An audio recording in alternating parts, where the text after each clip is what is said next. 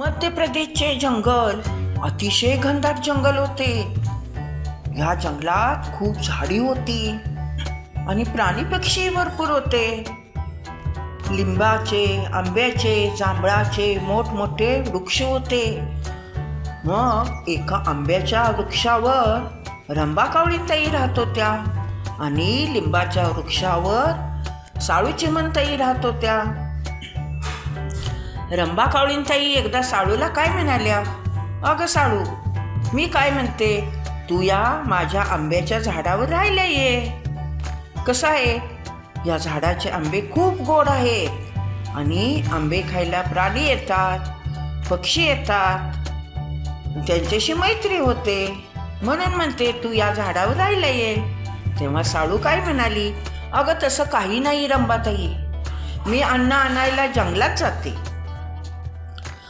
आणि कसं आहे, ह्या लिंबाच्या झाडाला लिंबोण्या लागतात, त्याही औषधिक आहेत, त्यामुळे काहीच नाही. मला कधी वाटले तर येईन मी तुझ्या झाडावरचे आंबे खायला, असे साळू चिमणताई म्हणाल्या. रंभाताई म्हणाली, बघ बाई, मी आपलं तुला सांगितलं, तुझं तुष्ट ठरव काय करायचं ते. नाही ग रंभाताई, कधी कधी मला लिंबोण्याही खायला आवडतात, खाते मी. मग एकदा काय झालं, आकाशात ढग जमले, वारा सुटला, वेगात वारा आला आणि त्या वाऱ्याने जंगलातली बरीच झाडे पडली, फळे गळून पडली. रंभा कावळीताई राहिल्या होत्या, त्या झाडावर फक्त 3-4च आंबे राहिले होते. मग साळू चिमणताईंनाही जंगलात अन्न आणायला झालं नाही. त्यांना खूप भूक लागली होती. काय करावे बरे, काय करावे.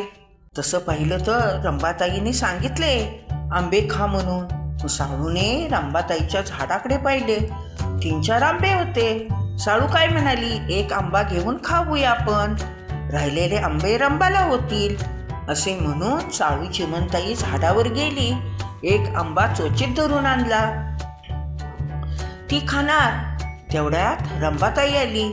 रंभा कावळीताई काय म्हणाली, अगं साळू, तू काय म्हणाली होतीस, मला आंबा नको, आता ते झाड माझे आहे, तू का बरं खाल्लास आंबा. अगं रंभाताई, पावसामुळे मला जंगलात अन्न आणायला जायला झाले नाही, भूक लागली होती, म्हणून मी आंबा खाल्ला. ठीक आहे, नको म्हणतेस तर ठेवून देते, लिंबोणे खाते मी, असे म्हणून साळूने आंबा तिथे ठेवला आणि लिंबाच्या झाडावरच्या लिंबोण्या खाल्ल्या. मग थोड्या दिवसांनी काय झालं, आंब्याचा वृक्ष एकाएकी वाळू लागला, पालवी वाळली आणि पालवी गळून पाला सगळा झाडाखाली पडला.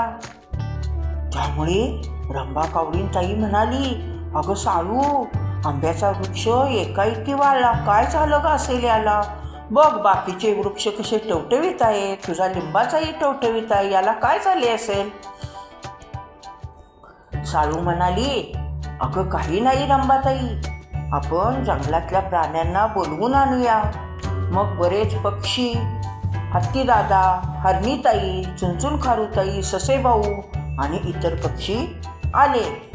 मग रंभाताईने पक्ष्यांना सगळ्यांना सांगितलं, अरे एकाएकीच आंबा वृक्ष वाळायला लागलाय. मग साळू काय म्हणाली, हे पहा मित्रांनो, मला एक माहिती आहे, ते सांगतो, ते उपाय तुम्ही करा. सगळे प्राणी पक्षी म्हणाले, काय उपाय आहे. मग साळूने सांगितलं, लिंबाच्या झाडाखाली जेवढ्या लिंबोण्या पडल्या आहेत तेवढ्या गोळा करून आंब्याच्या झाडाखाली नेऊन ठेवा. मग सगळ्या प्राण्यांनी लिंबोण्या नेऊन आंब्याच्या झाडाखाली ठेवल्या. मग साळूने हत्तीदादांना सांगितले, तुम्ही सोंडेत लिंबोण्या घेऊन झाडाच्या भोवतीनं सगळ्या लिंबोणीचा रस काढून टाका. हत्तीदादांनी सोंडेत लिंबोण्या घेऊन झाडाच्या सभोवती लिंबोणीचा रस टाकला आणि काय चमत्कार, थोड्याच दिवसात आंब्याच्या झाडाला खत मिळाला. त्यामुळे परत आंबा वृक्ष भरून आला, हिरवागार झाला, पालवी आली त्याला. त्यामुळे सगळ्या प्राण्या पक्ष्यांना आनंद झाला आणि त्यांनी साळू चिमणताईचे खूप कौतुक केले. सगळे प्राणी म्हणाले, साळू तू खूप हुशार आहेस. आणि रंबा कावळींताई म्हणाली, अगं साळू तू खूप हुशार आहेस, मला काही समजलेच नाही. मग साळूची मनताई म्हणाली, रंबाताई अगं आंबा वृक्ष गोड फळे देतो, पण लिंबाचं झाड लिंबोण्या कडू जरी असल्या तरी त्या औषधिक असत्या, आपल्या जीवनासाठी उपयोगी असत्यात. आंबाचा रस गोड आपल्याला खायला मिळतो, पण लिंबोण्याचा रस औषधिक असतो, तोही आपल्या जीवनासाठी उपयोगी असतो. त्यामुळे ना कोणता वृक्ष कमी ना कोणता वृक्ष मोठा म्हणायचं नाही.